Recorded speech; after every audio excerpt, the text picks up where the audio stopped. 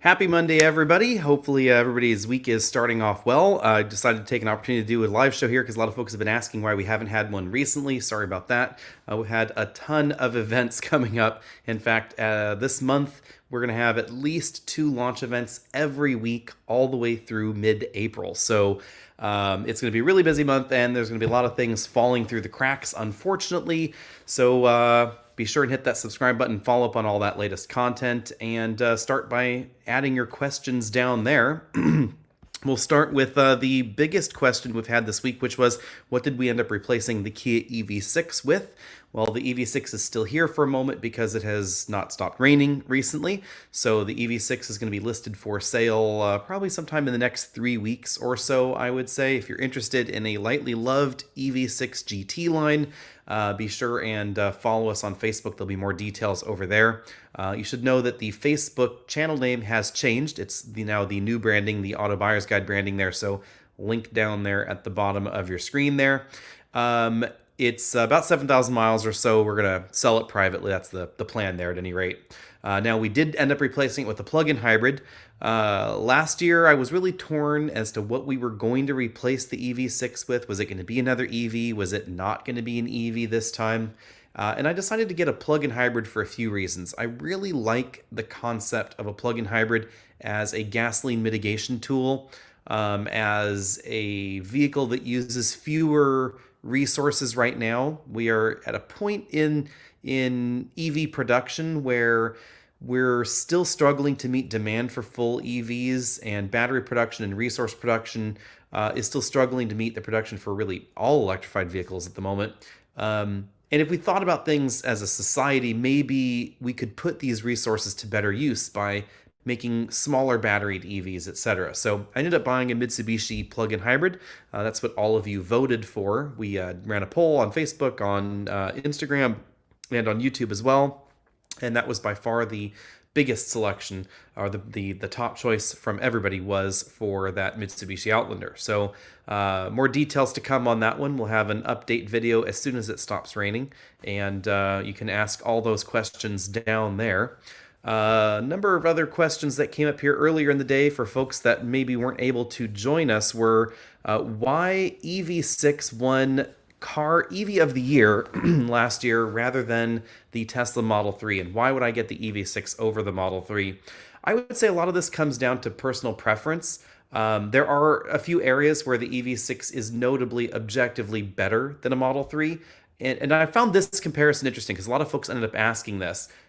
They weren't asking about Model Y, they were asking about Model 3. And that does make sense because Model Y is a bit bigger on the inside, it's a bit roomier, and EV6 comes across as a more of a sporty hatchback sedan kind of thing. EV6 has a bit more cargo room because of the hatch. I think the interior is actually a little bit better laid out. The seats are a bit more comfortable than the Model 3. It, of course, has an instrument cluster where you'd expect it to be. You can get a heads-up display. There's a real key for it. So if you want those more traditional car-like features and feels, you're going to find that in the Kia. It also charges much faster than the Tesla Model 3.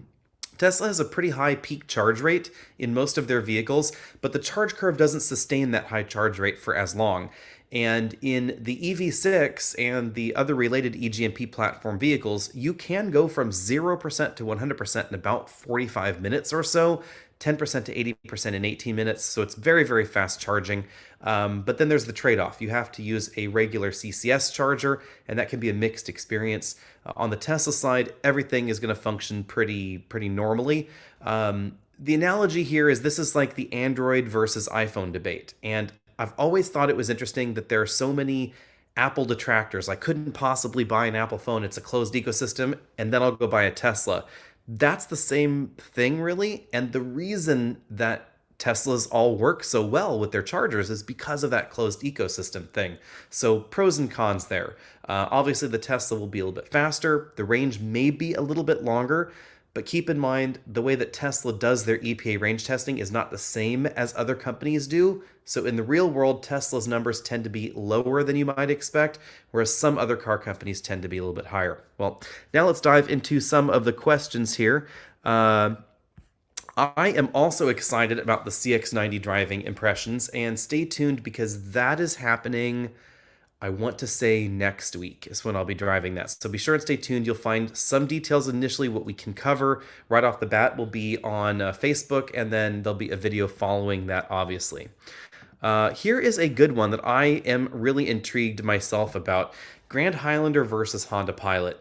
I would say my initial impression would be a preference towards the Grand Highlander, mainly because it is bigger inside. Some of the details are still sketchy. Toyota, for some reason, wants to drip the details out. I don't know why. They want to, I don't know, create some extra buzz. But we don't know legroom figures. We don't know some headroom figures here and there. But by feel, after having sat in both of them at the auto show, Grand Highlander is definitely bigger.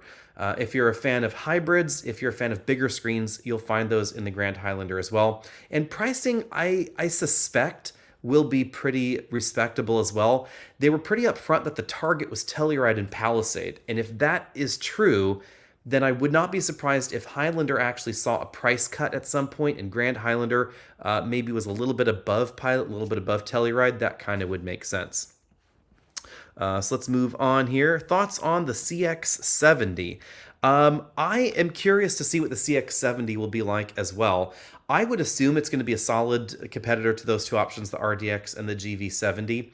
It is going to be basically a shorter two-row CX-90, which I really like the look of. I haven't driven it yet. That'll be next week. But I am excited. I'm especially excited because I had honestly expected Mazda's pricing to really increase, and CX-90 ended up being a lot less expensive than I had guessed. You can just check out our CX-90 video on that. My cost predictions were definitely off, especially on the very top trim.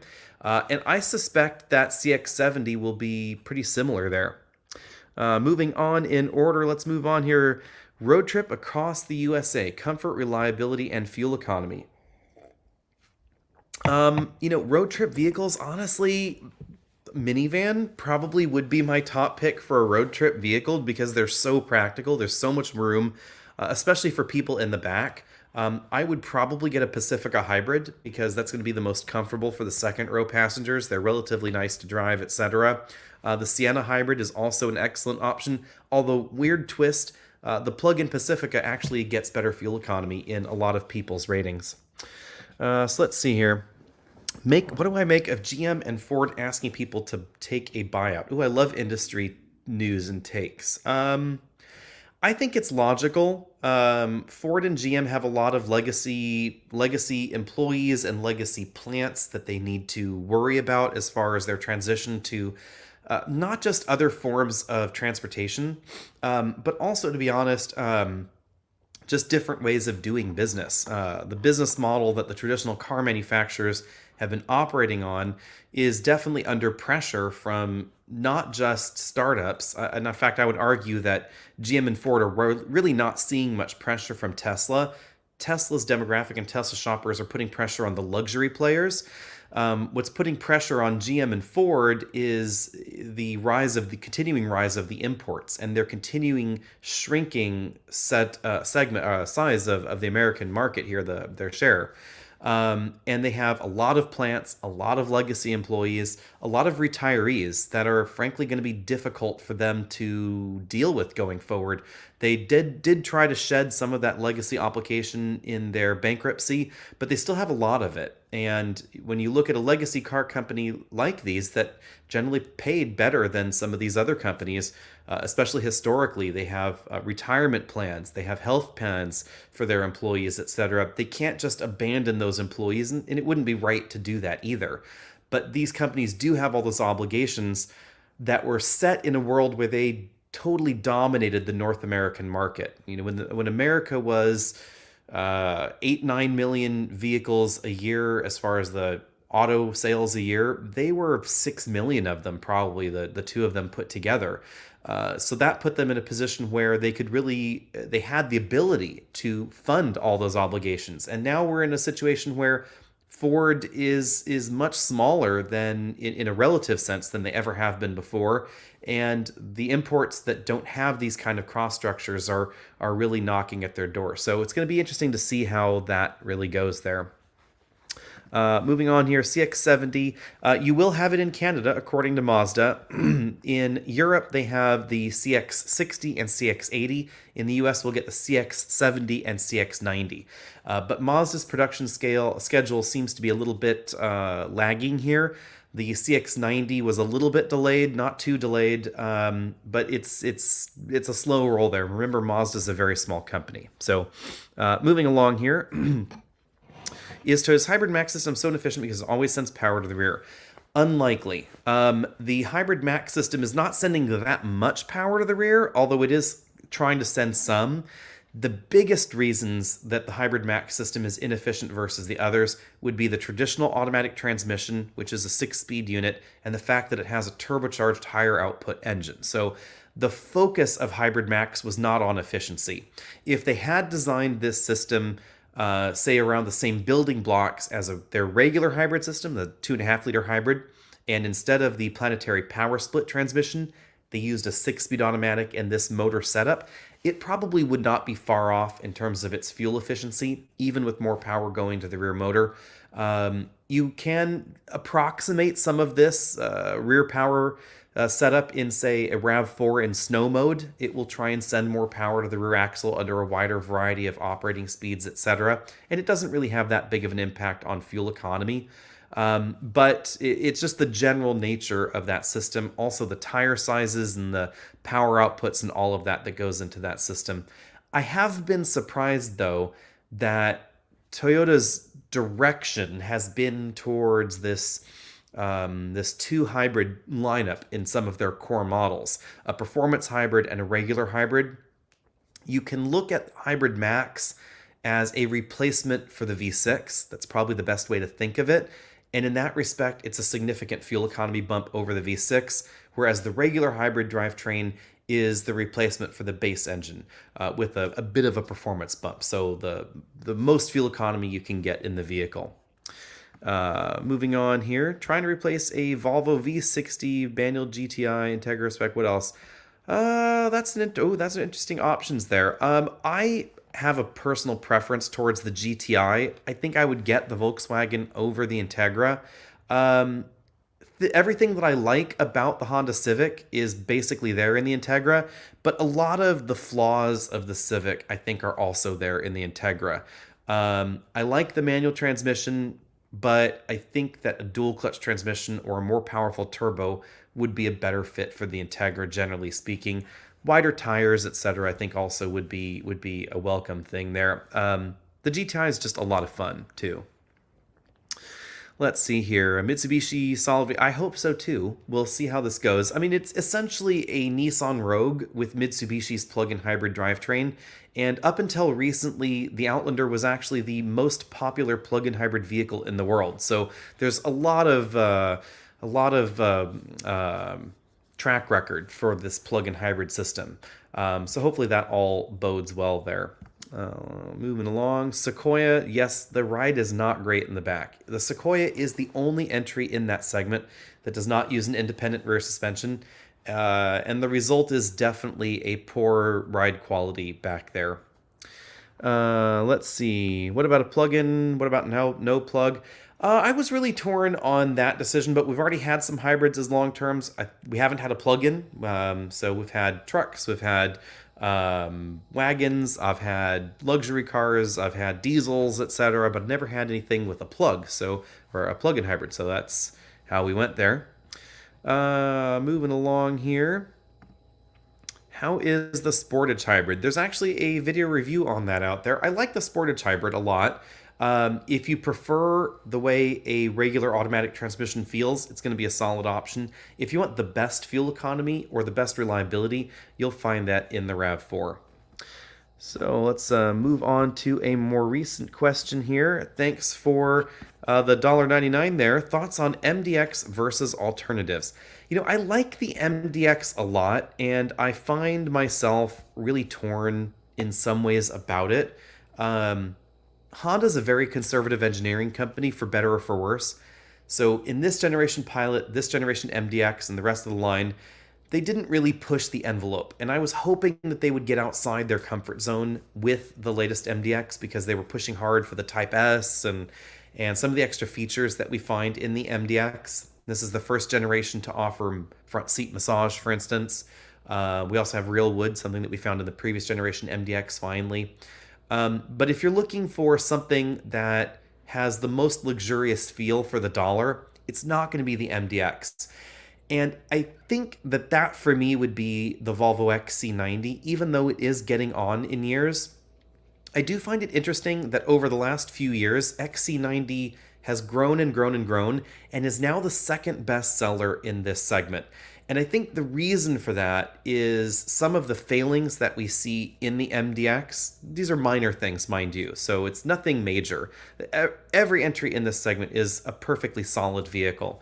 But for me, I wish that Acura had done things like spend a bit more time on interior parts quality. When you take a look at a vehicle for $66,000, where you can get the Type S quite easily, and you take a look at the way the door panel, the dashboard, the instrument cluster, and the A-pillar all meet, they come together in this one spot where these 5 major components come together, and all 5 have different textures and slightly different colors. And you don't see that in the Mercedes or the Lexus or the Volvo or the Audi. It's not a reliability problem, it's not a functional problem, it's probably not even a rational problem, but it does come across as just being a little bit careless, I guess, in the design. I'm also not the biggest fan of Acura's infotainment system. I think it's difficult to use. It's not intuitive, even though Acura would claim otherwise. I do love the transmission. Their Type S engine is great. The 2-liter engine also has a nice feel in Acura's lineup, and the remaining V6s are great too in Acura's lineup as well. The 10-speed automatic transmission is lovely, but you will notice that like Type S performance, it's not where you would expect it to be with that kind of horsepower output, and that's simply due to the reality of the engine layout that we have in the MDX. You can't put that much power through a front-wheel drive transmission. And the way that Volvo, for instance, gets around it is they have a 155 horsepower motor in the back. So the front transmission, etc., is not doing anything more than 300 horsepower. Everything else is happening on the back. And we actually find something very similar in the Lexus RX with the Hybrid Max drivetrain. So I would say solid option, but there are definitely some better options out there.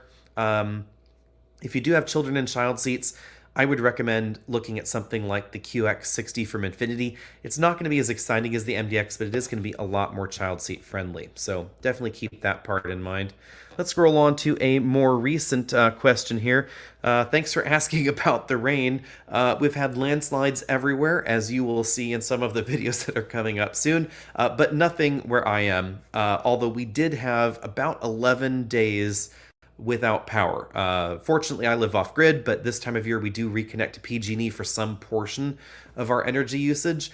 So for us, it wasn't really too big of a problem. It just meant that we had to turn off the dehumidifier in the basement and, really keep an eye on the battery state of charge rather than just not worry about it. But our neighbors were without power for over 10 days during that period of time.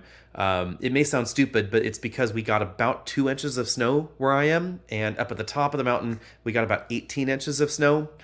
That doesn't sound like a lot, but when you live in an evergreen forest that doesn't routinely get a lot of snow, it's a big problem. So I live in a forest with evergreen oak trees, and the extra snow just weighs them down, breaks branches off, entire trees down. So pretty much every power pole between me and the top of the mountain had the wires stripped off it. There were transformers in the road. There were trees everywhere. They had to use snowcats to get power to diesel generators to power the cell towers, etc. I wasn't trapped at home. We were able to get out after a day or so, but it was definitely entertaining. So it's the kind of thing where if you live in rural America, you just have to be okay with the way that works and be prepared to cut yourself out of the house if you need to with a chainsaw. So I saw someone asking here about the EV9.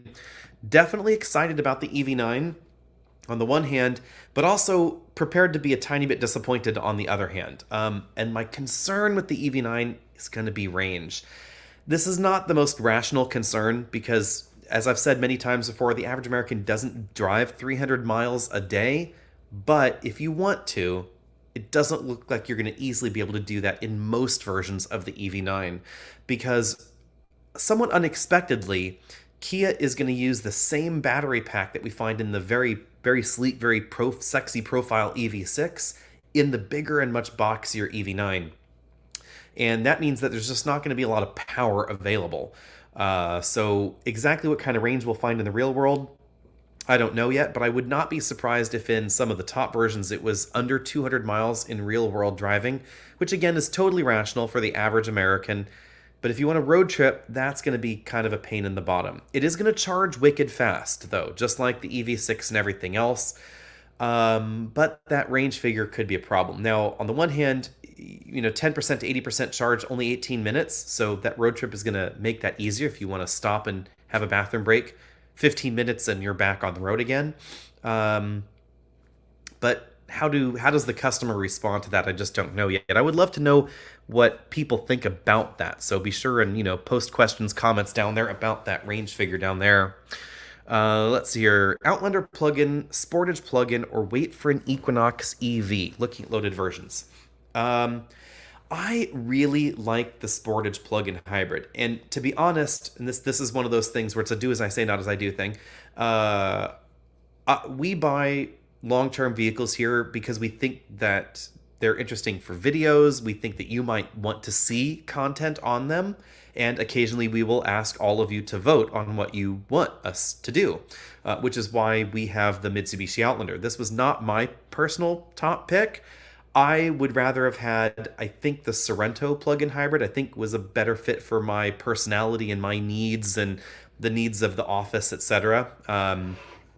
Our vehicles also get used by the materials engineering company that is jammed inside the same LLC that hosts everything else.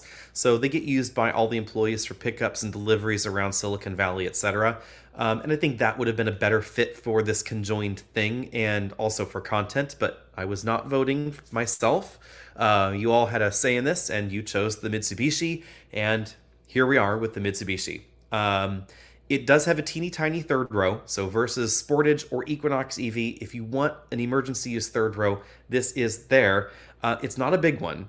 You can see in the first drive video that I have, you could put an adult back there, but it's going to be very, very tight.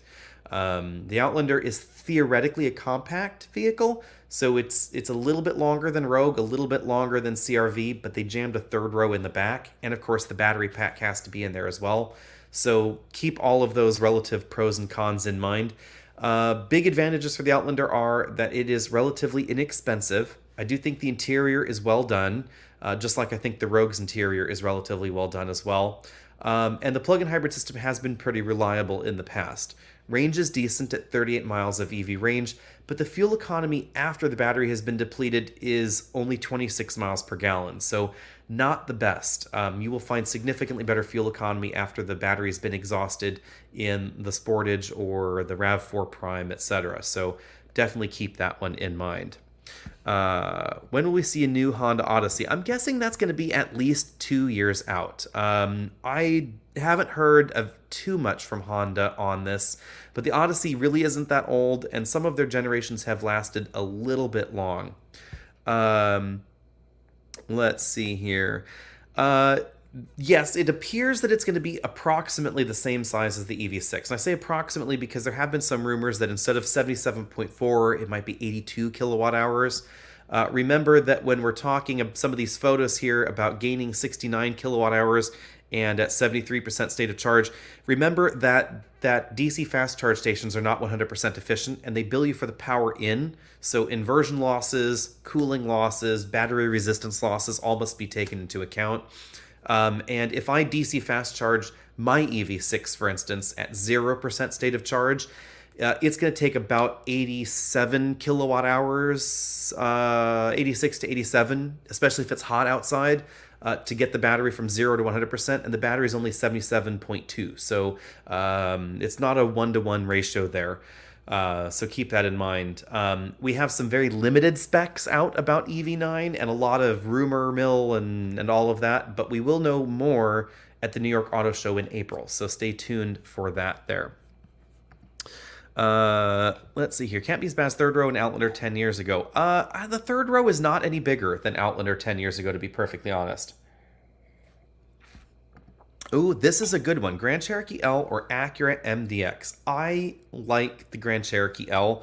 I am accused of being a Stellantis fan, so keep that in mind for whatever it's worth. But I think unquestionably, Jeep has been doing great things for their interiors. Obvious downsides for the Grand Cherokee are going to be predicted reliability. It's an open-ended question because it's brand new and it's a Jeep, so keep that in mind.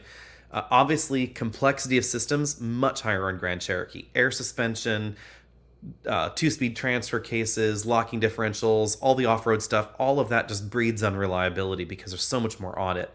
But the interior is, I think, much better done than in the MDX, to be honest. You're certainly going to pay for it, though, because it's not a luxury branded vehicle. It's pretty expensive. Fuel economy is not going to be where you'll find the MDX. But, of course, it's going to have a V8 under the hood optional if you act fast. It does appear that Jeep is going to be replacing that with the inline-6 twin-turbo engine in pretty short order. But at the moment, you still have that 5.7-liter V8. Let's see here. What would you think if Chrysler used the Wagoneer platform to make an electric liftback? I am intrigued to see what large platform vehicles we're going to get from Stellantis. They're the kind of company where you can't really bet on anything because they'll do crazy things. And we know that there's going to be an STLA large and an STLA frame electric platform. All rumors point to STLA large being not just an EV platform, but also plug-in hybrids and regular gasoline vehicles, because Stellantis has not pledged to an all-electric future in the same windows that other car companies have. And Charger and Challenger sell extraordinarily well for what they are currently, so it's unlikely that they're willing to give up that segment entirely. They're going to give it up for a bit because they've already closed down the factory essentially here, or have announced it's closing as it's going to retool for EVs. But that factory was designed for way more cars than they will sell on the EV side. And we know that there's going to be a plug-in hybrid and a battery electric something Wagoneer-like. What exactly that will be, we don't know. Let's see here. I get this question a lot, so this is an intriguing one. Some of this, I think, comes to maybe, what's the polite way of saying this? Certain online personalities that don't think about how new car customers buy cars. If you are in the market for a used car, obviously certain considerations and certain engineering decisions that go into making a new car are important to you, because they will affect you as the next owner of the vehicle. But this is kind of, it's going to sound weird, but no, that's not what I meant. This is going to sound rude, but no car company designs cars for their second life. It's just not how it works. Car companies design cars for the first owner. They design new cars to be bought by new car shoppers, and they design cars for new car buyer preferences. And new car buyers generally want engines that are quiet. Timing belts are quieter than timing chains. It's just a fact of life. Timing belts are also slightly less expensive than timing chains, generally speaking. Timing belts can have a very long lifetime, and especially if the engine is a non-interference valve train design, nothing bad will happen. Again, non-interference drivetrain only. Nothing bad will happen if the timing chain breaks, other than the car won't move. It's not going to damage the engine. Actual timing belt failures and damage to the engine is very, very rare within the first 150, even 200,000 miles in a modern vehicle. It's not the biggest point of failure in these vehicles. Direct injection has also been assailed because of some of Volkswagen's issues with direct injection. So these particular issues do not really seem to present themselves in the majority of direct injected vehicles out there. Why some car companies choose to do direct injection and do multi-port injection often has to do more with efficiency and power profile management than carbon buildup in the engines. When you take a look at, for instance, Mercedes engines, BMW engines, there has been a very limited amount of carbon buildup discovered even in long cycle lifetimes. Honda's research and warranty claim response data, etc., doesn't really appear to support any concern on this front. But I would say that if it is a concern, then there's simply other vehicles that you can buy. New vehicles are typically bought by people that keep them under 100,000 miles and under 7 years, generally speaking. Um, and these are the trade-offs that go into that particular usage calculation. So again, nobody is designing their car for the second life. Everybody's designing them for the first life. And different car companies have different customer preferences and different customer desires around that. So let's see here. Moving on to the next one here. Polestar 2 is having a second child, needs car seats. What's the best option? Oh, yeah, that is going to be a problem. I would say, depending on the height and general dimensions of your spouse, that's going to really determine where you go. You'll really be needing something with a lot of combined legroom. Remember that when some manufacturers talk about second row legroom is not a useful statistic to go by because the front seat moves forward and backward. So where is the front seat when you're measuring this legroom? That's a critical thing. So you should always take a look at these two measurements together. I would recommend looking at something along the lines of, Tesla Model Y has a pretty decent amount of second row room. It's still going to be pretty tight though. You might be best off in something like a Hyundai Santa Fe plug-in hybrid. That larger mid-size two-row is going to give you more room. Ford Edge is not bad. It's not great, but it's better than that next size category down. Santa Fe has a lot of legroom though, mind you. If you are looking for the extra width across the bench seat in the second row, that's also going to be an excellent option. Anything that is boxier and squarer and has longer seat tracks up front is going to be a good option. I would probably steer away from things like the Kia EV6. It has a very low roofline, so that's going to be problematic. Obviously, Tesla Model 3 is going to have a lower roofline as well because of its sedan profile, so I would steer away from those. You might have to go back to a plug-in hybrid versus an EV. Although something like the upcoming Blazer EV, depending on its delivery time, it may have that larger second row that you're interested in. The Polestar 3 also has a pretty big second row, but timing again could be a problem there. So I would check those out there and let me know how that goes. So let's see here. Thoughts on a 2.7 liter turbo F-150 Silverado. I like the Ford 2.7 liter turbo a lot. Fuel economy is excellent. It's a bit more refined than the Silverado 2.7 liter turbo. The fuel economy actually is shockingly good, I would say, in that Ford F-150. The 2.7 has been a fantastic engine from that perspective.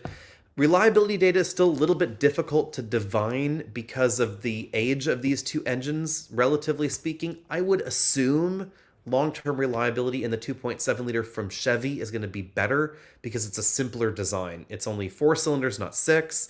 It only has 1 turbo, not 2. But the other thing to know about this 2.7 liter from Chevy is that it's paired with the 8-speed automatic, and I think that was a big misstep.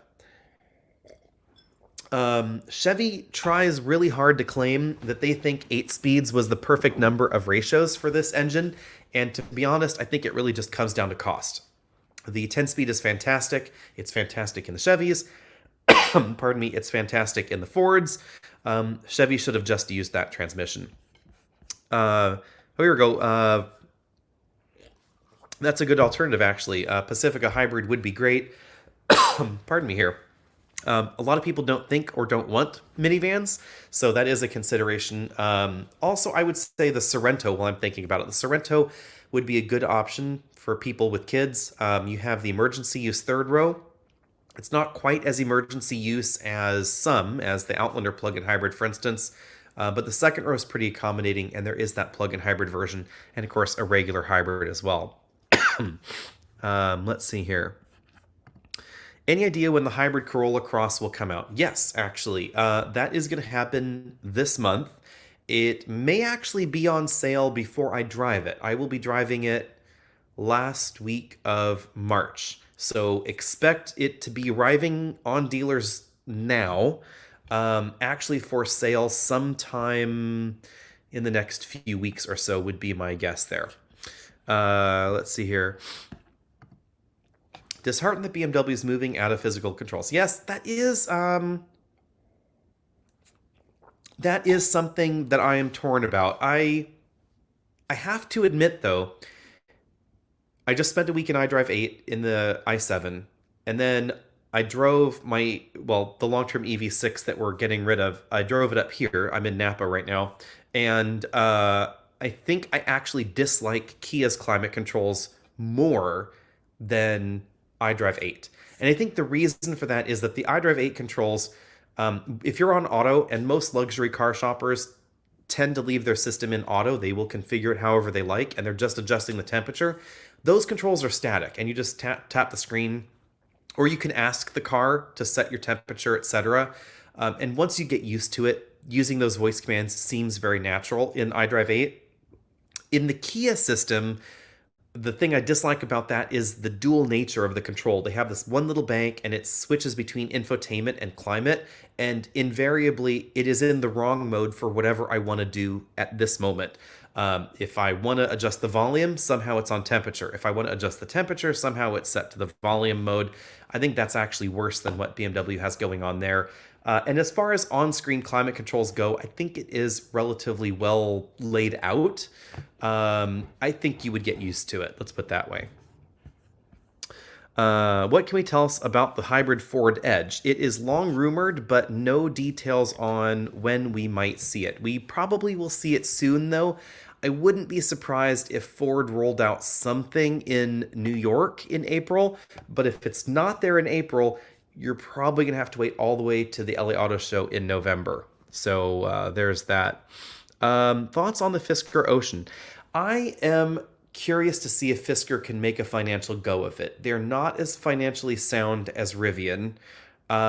We have a lot of promise from Fisker on the Ocean and the Pear. Silly names, I think, especially the Pear, because the last thing I want is for my EV to go pear-shaped, but that's a whole different topic.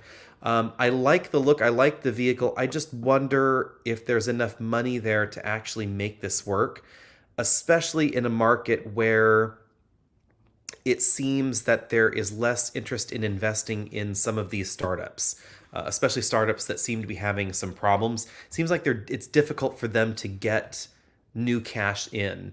And as an ongoing concern, that is certainly an issue for, I think, all of the EV startups except for Lucid and Rivian at the moment. They seem to have solid financials. Rivian has a lot of cash. Rivian's doing a lot of stumbling, a lot of under-delivering, but they've still got a lot of cash in the bank, and they've got some very deep pockets with some of their investors. So I think that part's okay. We'll see how we go there. Hybrid Bronco Sport. This has been rumored from some angles, but Ford keeps squashing it. They claim that they think the hybrid system doesn't fit with the personality of the Bronco Sport, which I think is a mistake myself. I would love to see one, but that's the word from Ford at the moment. Any good websites for used car reliability? Your best bets for used car reliability would actually be the same ones that you use for new car reliability, because they're all talking about essentially used car reliability, Paul. So Consumer Reports is a good site to go to because their better data is obviously on the used cars. This is part of my problem with reliability in new car reviews and making statements around this, is that we don't really know how reliable a car will be until it is 3 or 4 years old. And at that point in time, the manufacturer could have changed where it's manufactured, how it's manufactured, or the model could have been significantly updated, changed, canceled, etc.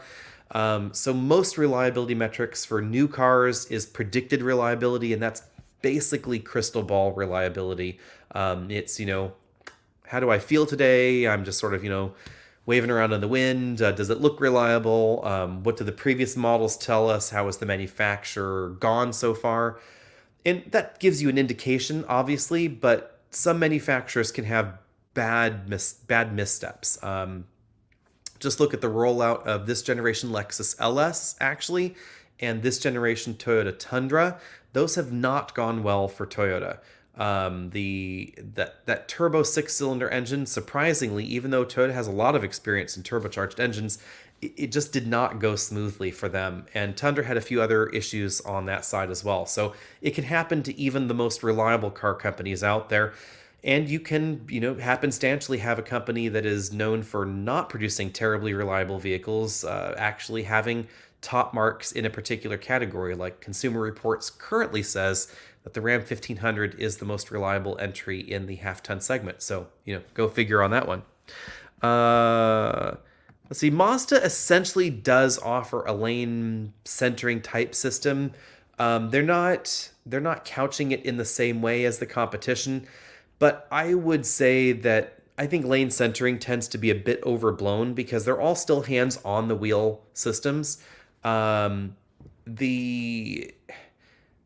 the idea that these are somehow autonomous driving, I think, was really furthered by Tesla in an irresponsible way. Autopilot is hands on the wheel. Self-driving is even though theoretically not hands on the wheel, it is eyes on the road. You are in charge of the vehicle. You need to be prepared to grab the wheel at all times. Every system on sale right now in North America requires or is designed for the driver to be fully engaged in the process, even if their hands aren't on the wheel. I think that's there. Someone was asking about Silicon Valley Bank and if any car companies seem to be directly implicated in that. It doesn't appear to be that any car companies had any major funds there. It seems to actually be mainly some streaming companies, et cetera, that had a lot of cash in there. But it looks like everybody's going to be getting their money from the FDIC on that. So it doesn't seem to be a big deal as far as deals go, as far as the fallout. Let's put it that way. Let's see here. Should I wait for the new Audi A4, get the current gen, could get the alternatives, or the RS4 is coming here? Is that true? Audi loves a lot of rumors, so we don't know whether the RS4 is coming or not. I would love it if it came. I just don't know if it actually will. A4 is a solid option. I do like the refreshed, whatever we want to call it, BMW 3 Series. Not everybody's a fan of the nose on the 3 Series, but that's a solid option. I actually also think that the Volvo S60 plug-in hybrid is worth a look. I wouldn't get the regular ones. I think that the plug-in hybrid system is really where Volvo shines at the moment.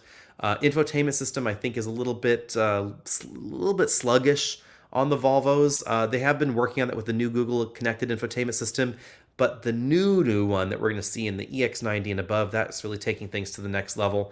But lots of good options in that segment. I don't care for the styling of the current generation C-Class, but it's also a solid option there. Let's move on here. Hybrid here. Do you expect a plug-in hybrid in 2024? No, probably no plug-in hybrid in 2024, although better availability of the Maverick is likely to happen in 2024, and rumor mills are possibly saying that we might get all-wheel drive with the hybrid at some point. Remember that you can get all-wheel drive on a hybrid Escape, which uses the same hybrid system. We don't know exactly why they're not doing that on the Maverick. It seems that initially Ford was assuming sales of the hybrid model would be fairly low, and that is absolutely not the case. Lots of people want the hybrid. Lots of people really want the all-wheel drive hybrid as well. But whether or not we'll get one, that's pretty much anybody's guess at the moment. So let's move on here. Any news on the Ranger refresh? Ford has been very tight-lipped, but I suspect after the Mustang is officially launched, we might start seeing a bit more. Let's see here. Why do you think the RZ has such low range? I don't think that's a secret. It's mainly due to the extra power. So it has a more powerful motor than the BZ4X, or the Busy Forks, as I prefer to call it. And it has relatively wide tires. Every RZ is going to get staggered tires, and the tire compound does change. So when you work your way from the just over 200 miles, 220 something mile range one down to the just under 220 mile range one, tire compound gets a lot more aggressive. And what's an interesting twist is the more I sat down and thought about the RZ, the less I was offended about the range, and the more I was offended about the charge time rather than the range. Because when you look at the competition excluding Tesla, because we do obviously have a much longer range Model Y, I'll put that to the side for the moment. When you look at GV70 electrified, which I'm driving Thursday. GV70 electrified has a relatively low range as well. Similar battery pack size, more expensive, but relatively similar other numbers, about the same kind of range. GV60, considerably smaller and actually has very similar range, and I think for very similar reasons. Tire compound, the drivetrain, etc. Choices on those models. If we take a look at, for instance, an Ioniq 5, Ioniq 5 has 254 miles of range in the approximately 300 horsepower all-wheel drive model. So it's really not far off these other options. And when you look at the ground clearance that we find in the RZ, this is another curious area actually for both all three of them, the Solterra, the Busy Forks, and the RZ. They all have a strangely high amount of ground clearance. And aerodynamic profile wise, ground clearance is very important. If you can have the exact same shape of vehicle, lower it to the ground, cut its ground clearance in half, you'll have a much more aerodynamic, much more efficient vehicle. And for some reason, Toyota really wanted a lot of ground clearance in these models. I mean, we have nearly 8 inches in the Lexus, over 8 inches in the BZ4X and the Solterra. If you want more ground clearance than a Lexus RZ in your next dual motor EV, you need to get a Rivian, a Lightning, a Volvo EX90. That's kind of, or a Hummer. I mean, that's the company that we're talking about here. It's strangely high. And that gives you extra snow capability, extra off-road capability if you want to use it, but it does have a negative impact on your range, and that range is fairly significant. So all those things together, it's a problem. The unfortunate part of this is that I could handle the shorter range, like in the EVs from the Hyundai Kia conglomerate, from Tesla, if you choose a shorter range Tesla, etc., if they charge quickly, and those do charge fast. Because you could drive 200 miles, plug it in 15 minutes later, you drive another 200 miles, easy peasy. If you drive 200 miles, you have to plug it in for 45 minutes to an hour. That's an entirely different experience than the quick stop, go to the bathroom, grab a snack, get back on the road. So I think that's the tricky bit there. Let's see here. Moving high-end F-150 Power Boost or Silverado 3-liter turbo diesel. That's a tricky one. I love the diesel. I think that the GM's 3-liter diesel is just chef's kiss fantastic. That is one of the best engines you can get. I think the power delivery is smooth. It sounds great. Somehow GM hit the nail right on the head with that engine. Now, the rest of the truck, that is, your personal preference. If I could buy a truck and I could pick anything, I would pick the GM 3-liter diesel, the General Motors Ford Cooperative Joint Venture 10-speed automatic transmission, and then I would choose the Ram interior and the towing and feature set of the F-150. And this is kind of the trouble here. Towing tech is really great on the GMC vehicles, GMC and Chevy vehicles. The camera views, the invisible trailer stuff, that's all really cool. The interior, I think, is still a little bit better in the Ram, at least a little bit more my personal preference in terms of style and parts quality in the upper end trims. But Ford has them beat when it comes to the gadget count, the connectivity features, the app functionality, the load cells in the suspension, so you know exactly what your payload is, what your towing tongue weight is, etc. Ford has that all dialed in really, really well. The Power Boost also has the additive functionality of the onboard generator unit, which is really darn cool.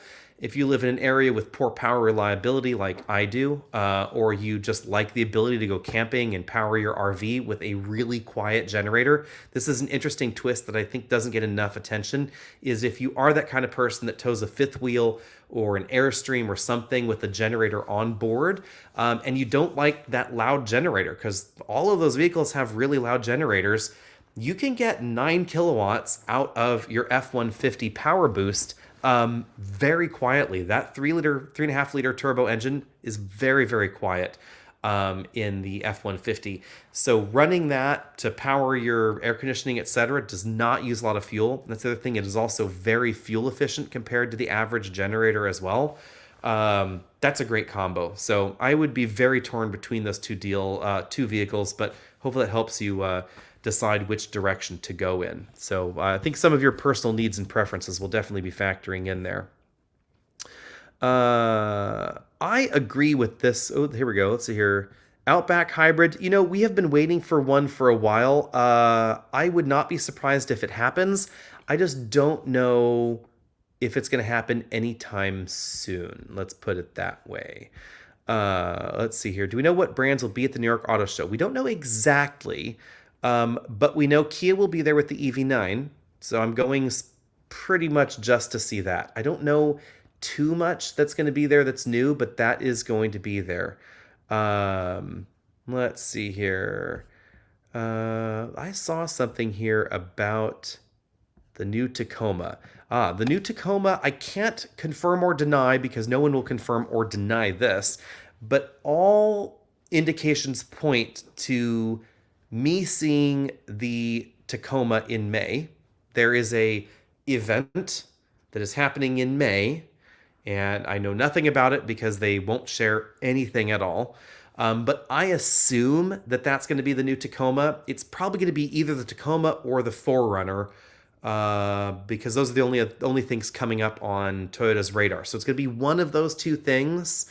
When it's going to be on sale, all of that, I have no idea. But if we do see it in May, if it is the Tacoma, well, if it is the 4Runner as well, but whatever it is, it will likely be on sale, I would say, by the end of the year. So if we see Tacoma in May, it's probably going to be look-see only, no detail. Then detail will come out maybe a month or two later. Then full details a little bit later, probably a drive program in the fall. And then some point thereafter, you'll be able to buy the Tacoma. So that's probably how that's gonna work. I am interested to see what Hyundai and Kia do with this one. This is a good question. Kia's mission with and Hyundai as well, because we have to talk about these things together. Efficiency has been a huge driver for them. So they could clearly put a bigger battery pack in the EV6 GT, or in the EV6 platform and the Ioniq 5 platform, etc. But they have chosen not to because they want to keep curb weight low. So when you look at EV6, there are two reasons that the EV6 handles better than Mach-E, and has higher efficiency than Mach-E, and it's curb weight and tire size and tire compound choice. So the lighter the curb weight, generally the higher your efficiency will be, and that means smaller battery pack. The curb weight being lighter also helps improve your handling, and it also means that you can trade lighter curb weight for wider tires. If Kia were to do something like give us a bigger battery pack, like say we find in the Mach-E and the Mach-E GT, the trade-off for that would likely have to be skinnier tires or lower range or lower efficiency. So everything is this balancing act. And in this size vehicle, Hyundai and Kia and Genesis are not the only ones that are really going for this under 80 kilowatt hour battery pack, or approximately 80 kilowatt hour battery pack. The Tesla Model Y has an approximately 80 kilowatt hour battery pack. I think it's about 82 right now. The Model 3 also has a battery pack that is relatively similar in size. It just seems to be a good sweet spot for that lightweight construction, etc. The Model 3 and Model Y are also relatively light for a modern EV with that kind of range figure. But obviously range drops pretty significantly when you take a look at those more powerful models. So that's definitely, a consideration there. Thoughts on the Ioniq 6? My thought on the Ioniq 6 is that I will be driving it on Monday. So be sure and stay tuned. So there'll be more on that. I am curious about the look of the Ioniq 6 and how that will play in the market. I am not sure I like it. It looks a little bit too much like a Porsche Whaletail on the back, and that's not a look that I like. But I do like the front, and I think the interior has some cool touches in there. I'm also intrigued by its range. The range looks very good. It looks like with this model, Hyundai is really focusing on ultra slippery aerodynamics, which were not the biggest concern with the Ioniq 5 and its boxy profile.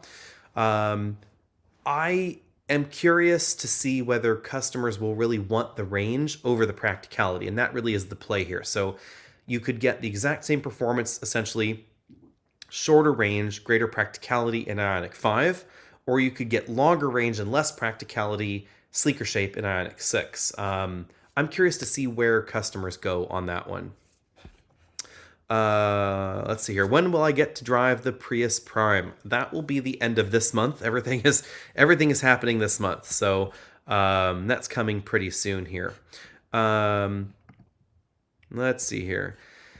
Batteries generally do last over 10 years. Important thing to remember with hybrids versus battery electric vehicles is that they use the batteries in a very different manner, and plug-in hybrids as well. So if you're concerned about battery lifetime in a hybrid or a plug-in hybrid or an EV, then you should know that of these three format of vehicles, the EV is going to be the hardest on the battery because you're using that battery every day and you're flooring it, you're pulling the maximum power out of the battery, you're regenning, you're putting the maximum power back in the battery, you're DC fast charging it.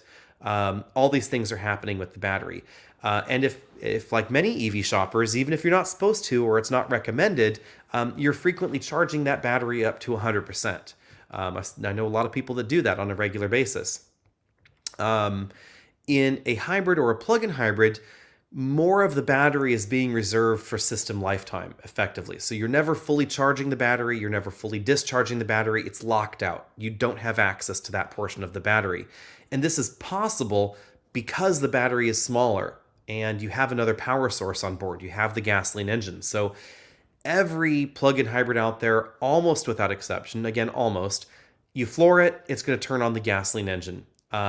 Even the RAV4 Prime, which will stay in EV mode for a really long time, there are conditions where for battery preservation, it will turn on the gasoline engine without depleting the battery completely. So on my daily commute, for instance, if I'm climbing up Highway 17, which is one of the highway passes near where I am, you're going from sea level to 2,200 feet pretty rapidly. The gasoline engine will turn on for battery preservation, even though it's locked in EV mode. You can floor it, stays in EV mode, accelerates nicely up the hill, etc. About 2/3 of the way up, plenty of battery on offer, it will go into hybrid mode for battery life preservation because it can and it should. That's very logical. That's exactly what you want your plug-in hybrid to do because you want that battery to live a nice, long, happy life. In an EV, you don't have that choice, so that's an important thing to keep in mind. Let's see here. How big is the Maverick interior compared to RAV4 hybrid? Better for car seats. Oh, RAV4 is definitely going to be better, but RAV4 is on the small side for a compact crossover. Maverick interior is more subcompact sized in the back seat because of the reality of having that bed in the back. Anytime you want to have compact car-like room on the inside and a usable bed in the back, the vehicle is going to be a certain size, but there's only so much room to go around. So Maverick is wider than Bronco inside, but wider than Bronco Sport inside, but about Bronco Sport as far as the rear seat room goes. If you have 3 child seats, this is probably not going to work well for you unless they're very, very skinny. You're probably going to want to take a look at something else. In this category, I would suggest taking a look at a Honda Ridgeline. The Ridgeline is definitely wider because it's essentially a Honda Pilot pickup truck. So the second row, well, the back row, because there's only one, is much wider. And as a result, you're definitely going to be able to fit those 3 child seats a lot more easily back there. If you can fit them in a Pilot, you should be able to fit them in a Ridgeline. Unfortunately, you won't have that hybrid drivetrain. That's just going to be the way that's going to go. Hybrid, my top pick for a hybrid in car seats, especially multiple car seats, would be the Hyundai Santa Fe hybrid. It's the only hybrid in that mid-size 2-row segment that is roomy. That's the big thing to keep in mind there. Moving along here, hybrid Carnival, hybrid Odyssey doesn't seem like they're in the books at all, unfortunately. Hybrid 3-cylinder turbo. If you haven't seen my video on the 3-cylinder Rogue Turbo, I think you should actually watch it. I like it a lot. I like it way more than the variable compression 4-cylinder from Nissan. It still hunts around a bit. I wish it was paired with a different transmission, but the 3-cylinder engine is actually great. Most people that drove in it actually thought that it was a 6-cylinder because harmonically, the sound of a 3-cylinder engine actually is very similar to a 6. Let's see here. Traverse and Explorer refresh. I thought that we were closer to seeing the Explorer refresh because we saw it in China already. But I think that we are actually closer to seeing a Traverse refresh based on the tea leaf reading that we're getting here out of things. Let's see here. Additional EVs from BMW. Not too many rumors here, but obviously we're going to see a bunch of them. I think that the next thing we're going to see out of BMW on the green front is probably the hydrogen iX coming to the US. And after that, we are probably then going to be seeing more plug-in hybrids before we see any full EVs. But that's just my guess there. Moving along here, Hyundai Kia hybrids EVs don't qualify for incentives. Correct if you buy them, but the weird twist here is that thanks to some recent new rule negotiation that makes no sense from the IRS, all of a sudden, leased vehicles, regardless of where they're made, now get tax credits. And that seems bonkers, but that's how it is. So even if you are planning to purchase your vehicle, you may want to do the math, consider leasing a EV or plug-in hybrid now, and then buying it out at the end. The lease contracts from Hyundai and Kia at this moment still allow you to buy out your lease. This is a key thing to know, though. Not all leases allow you to buy them out anymore. This is a significant change that occurred recently to some vehicles that where you can't buy out the lease anymore. I see someone down here saying Hyundai Financial don't apply credits to leases. They do, depending on how you look at it. So remember that not all leasing companies get the full value of the lease because the way the lease is done is it's still a tax credit. So the leasing company has to have a tax liability for them to get the tax credit. So assuming they do, they may or may not apply that tax credit to the lease. You will not always know that the credit is being applied. You can infer it based on the lease rate on EVs. And this is why some EVs seem to have a very low lease rate because that credit is effectively being applied there. But whether it is or is not, we don't know. Any rate, moving along here, let's see here. Any besides Tesla does not allow lease buyouts. Honda is the big company that no longer allows lease buyouts that I can recall. I believe there are a few other companies. I want to say that some Stellantis leases, that would be Chrysler, Dodge, Jeep, Ram, etc., that there are some leasing programs there that do not allow buyouts. You should also know that on the subject of leasing, some vehicles are not leasable as well. So Ford, because of the way leases work with EVs, and this is something that is not well understood or well talked about,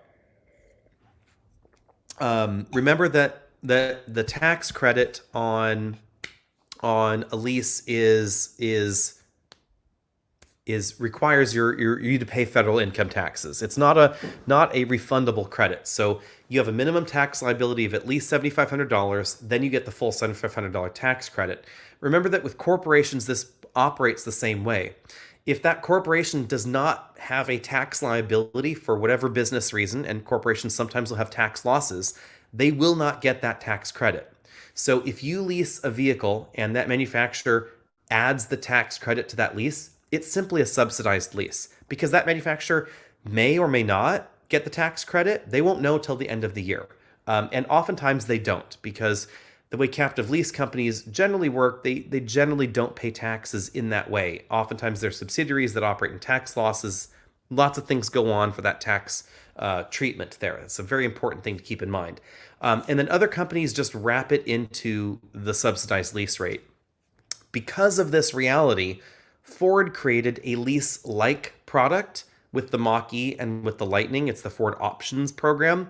So you don't traditionally lease your Mach-E from Ford Credit. Instead, you options program it, and it's basically a traditional purchase arrangement with a balloon payment and a guaranteed buyback. So what Ford is doing is they're titling it in your name, not a lease company. It's a title holder, title in your name. You pay a payment on a rate schedule that looks very lease-like, and at the end of that period, you have the option of either paying the balloon payment or selling it back to Ford for that balloon payment. So it's lease-like, but you would qualify for that federal tax credit in your own right. We have a video that dives deep into the tax credit. You'll find that on the EV Buyer's Guide channel if you want to know all the excruciating detail on it. It is a strangely complex thing. Some moving portions of this are related to laws that Congress has passed, and some of these rules are left to IRS guidance, and that is a problem because IRS guidance is lacking in some areas and is unclear in other areas and has yet to be divined in still others. So that is a bit of a problem there. Moving on here. Thoughts on the Honda Prologue. I am very torn. I am concerned, frankly, that the Prologue and the Blazer and other Ultium vehicles are going to be a little heavy, a little late, and a little slow. My concern there is based on the Hummer platform and what we've seen from Cadillac so far. The Lyriq is quite heavy. All the Ultium platform vehicles appear to be quite heavy for a different and widely varied set of reasons. Ultium's desire to be modular definitely increases weight. So they put the batteries in metal cases in a modular format, and those modules are put in a bigger module, and that is installed in the vehicle. So this is great for servicing, either warranty servicing, aftermarket servicing for future upgrades, etc. But it definitely has a negative impact on weight and the physical size requirements of this battery pack. You'll really notice that on the Hummer and the Hummer EV. On the Hummer EV, which I was driving last week, the battery occupies a full 18 inches of height underneath the floorboards. It is a truly massive battery pack. And in the rest of the Hummer lineup, pardon me, the rest of the Ultium lineup, the battery pack occupies a good 8-9 inches underneath the floorboards in the vehicle. So it's a very tall battery for the capacity of battery pack that we find. It all has to do with this modularity inherent in the pack. And all of that is going to be applied to the Honda Prologue as well. I'm also a little bit concerned that it's not going to be Honda enough, that it's going to be a little bit too GM. Whether Honda customers care or not, I don't know. Honda is spending a lot of time trying to say that they're deeply involved in the Ultium development and this vehicle is very heavily Honda, but all of the photos and the in-person units that I've been able to see, they're very GM. I'm struggling to find the Honda other than the Honda logo. So that is certainly something to keep in mind. And I would love to know what everybody thinks about that. So, feel free to chime in there. And is that a problem? Is it a problem to have a Honda that's very GM? Is it a problem to have a GM that has a little bit of Honda? I don't know. That's a really tricky question there. The reasoning behind the no lease buyout. It's very easy. Dealers are the reason. So if you allow people to buy the car out, then you don't have this vehicle going back into the CPO program, the certified pre-owned program for the dealer to sell to someone else. So dealers do make a lot of money on certified pre-owned vehicles. They have a soupçon of factory warranty. They have a little bit of glamour because they're sold at that originating car dealership. So, maybe I can't afford this Honda Accord, but I could get the pre-refresh Honda Accord with a certified warranty from Honda, and I feel a little bit better about the car, a little bit safer, etc. But if you don't have those cars going back to the dealer for that, then you don't have that continuing cycle of the dealer being able to sell the car, then sell the car again after 3 years. That's the no lease buyout thing. Tesla very similarly wants to keep them all in the ecosystem. They want them to come back. They want to be able to push them through again. But so does Honda, and so do other car companies out there, especially in the early part of the pandemic when production really dropped and people weren't selling their cars on. Leases were being bought out. there was a huge run on used cars. Used car values went absolutely through the roof, and car dealers were really scrambling for inventory. Also, we saw the rise of Carvana and Vroom and these other places that were promising the moon, and that was ramping prices up even further. So that's the origin of all of those. There was to protect them. Let's see here. Oh, thanks for that. Yeah, so off-grid and solar stuff. We do have a little bit of content on the channel on the off-grid solar setup. I'm being pulled in too many different directions, so it's a little bit difficult to really go through some of this. But I appreciate the feedback there. Hopefully there will be more content as we go along. I'm not clear how much time we'll be able to spend on it, though, but we are thinking about that. Let's see here. Yes. Well, this is a bit of a twist, Bugs. So the Prologue has Android Automotive, and the Accord is running Android with application add-ons. And those sound the same, but apparently the difference is the version of Android and some of Google's development involvement in this. I don't understand why Honda bothered to go the direction they went, because it seems like a lot of effort, to be honest. Although their systems have run on Android for quite some time. They don't always integrate online Google apps into the system, and they don't offer Google the amount of data coming back out of the vehicle as, say, GM does. But that's kind of the slicing and dicing on that one. Let's see here. Yes, the ZDX is going to be based on the GM platform. Yep, that's it. We're going to have to wait a lot longer for the ground-up Honda Acura EV, and I don't know whether this is a benefit for Honda and Acura. Obviously, time to market is going to be lower, but also you may get a more polished EV platform and EV technology as a result of GM being involved in EVs and plug-in hybrids for longer. Time will remain to be seen. Let's see here. This is a good question. Not a lot is generally the answer, so there's no specific protection for fire prevention or fire prevention methodology in these systems, other than just really protecting the battery pack from crush type injuries. All EV battery packs will catch on fire. Generally, the fire profile is going to be slower and easier to escape from than a gasoline or diesel fire in a traditional ICE vehicle. But that fire is going to be a lot harder to put out, and this is just the reality that we have with newer technology. The good side of this is that fires seem to be a lot less common in EVs. The data is going to take a lot of time to really parse, though, because EVs have not been out long enough, so we don't really have decent data sets on EV fires versus ICE fires from any particular outlet.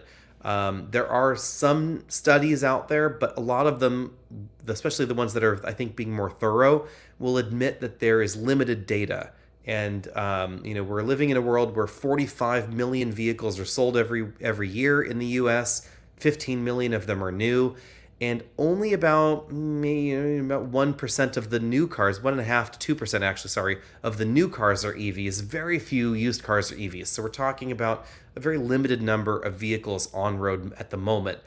So the data set's going to take a while for it to really come out. So yep, the Mountain Garden content, yep, that's where things will be. We have occasionally put solar stuff on the Alex and Autos channel, and I think that we're going to do some stuff on the EV Buyer's Guide channel when it could relate to cars and off-grid living, things like that. So we're kind of figuring out how that's going to be. And we're running out of time here because it is now 6:15, but let's try and run through a few things here quick. Seriously thinking M340 S4 TLX Type S, buying one outright. Reliability is a main priority. Honestly, I would probably still go for the 340i. I like the Type S. Things are unknown about that engine and transmission combo. I would just go M340.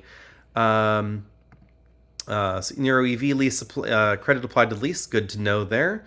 Why do manufacturers still use CVTs? Because they're very efficient. That is the main reason there, and efficiency is very important. Let's see here. How long to wait for Prime? It depends on the area and the dealer. There are some dealers where you can get one now, but you're paying a huge markup. I would strongly recommend finding the largest Toyota dealer in your area or Toyota dealerships outside of your area that are willing to ship, etc., and just call around and see what you can get. You should be able to find one in a few months if you are really interested in one. Is the higher insurance premium? This is not solely a Tesla issue. This is a good question here. It is not solely a Tesla issue, but it does seem to really highlight some of the issues with Tesla's supply chain. So higher insurance premiums on Teslas seems to be a function of battery packs that are difficult to repair without Tesla being involved. Tesla's preferred method is replace the pack. So you can't repair the pack, you replace the pack. That really drives up insurance costs. Also, parts availability is tricky there, and Tesla doesn't seem to have too much of a focus on that. So manufacturers will say, well, we can't find the part in any reasonable amount of time. We're just going to total the car, make it go away.